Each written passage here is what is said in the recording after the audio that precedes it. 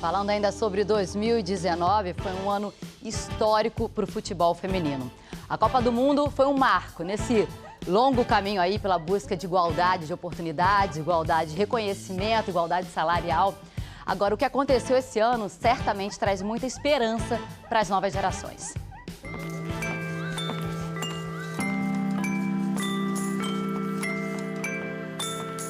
I count my friends in my phone and there are not enough girls.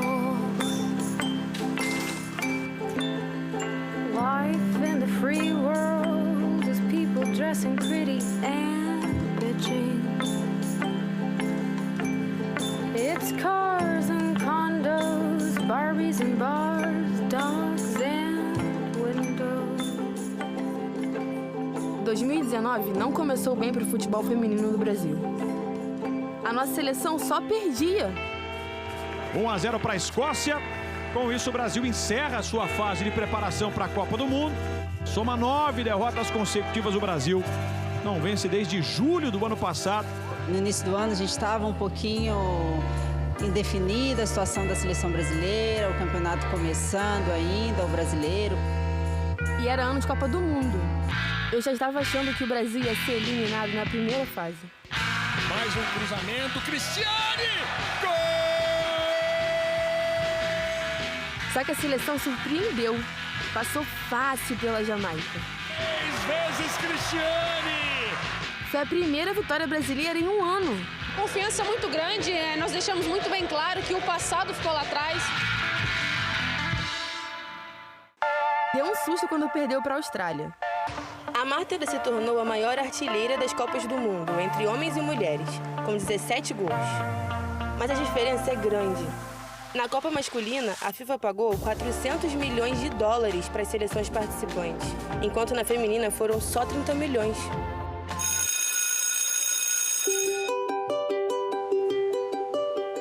Aí veio o jogo que mudou a história. E olha que o Brasil nem venceu, tá? É que Brasil e França, nas oitavas de final, foi recorde de audiência na TV brasileira. Com mais de 30 milhões de pessoas assistindo. Acho que muitos que não acompanhavam, muitos que não viam futebol feminino, com o carinho, né, que a gente merece, acho que passou a respeitar. Em campo, contra as donas da casa, uma das favoritas ao título, a seleção jogou de igual para igual. O Brasil cai, mas cai de pé. É isso que eu peço para as meninas. Não vai ter uma Formiga para sempre, não vai ter uma Marta para sempre, não vai ter uma Cristiane. E o futebol feminino depende de vocês para sobreviver. Mas não foi só o fenômeno da Copa do Mundo. Teve o Campeonato Brasileiro Feminino também.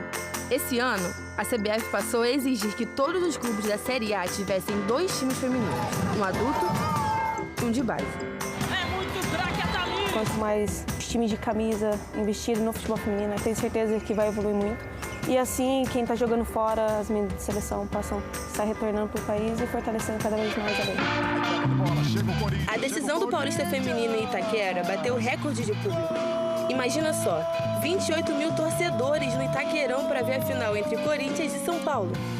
O Corinthians é campeão paulista 2019. O Corinthians ainda foi campeão da Libertadores e também bateu o recorde. É o time com a maior sequência de vitórias no futebol mundial.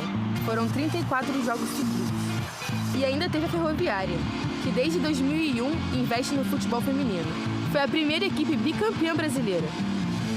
A questão do público estar mais próximo da gente, de acompanhar, de incentivar, e isso é importante, porque o produto ele não é vendido se não tem quem compre. Recorde sendo quebrado no Brasil de torcida, que maravilha, isso acontecendo com o clube, né? Mas para mim, uma das melhores notícias do ano inteiro foi a chegada da nossa nova treinadora.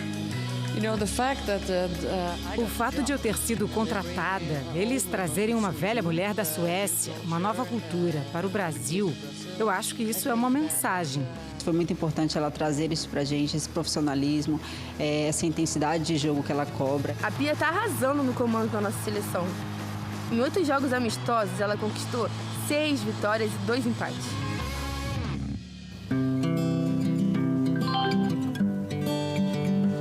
O Brasil agora está em 9º lugar no ranking da FIFA. Subiu 2 posições. E ainda fechou o ano goleando o México por 6-0. Zanerato, 3 vezes ela. I'm really looking forward to the Olympics. Estou ansiosa para a Olimpíada. Tomara que eu continue e que a gente consiga ir juntas para a Copa do Mundo de 2023. Seria incrível. Amazing. Eu também tô doida pra Olimpíada de Tóquio chegar logo. Já até marquei na agenda. Dia 22 de julho começa. A nossa técnica foi bicampeã olímpica com a seleção americana. Quem sabe com ela a gente não consegue um ouro, hein?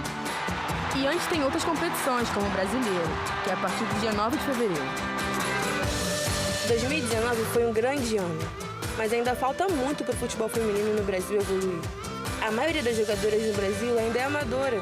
A CBF tem 11 mil jogadores profissionais registrados. E sabe quantas são mulheres?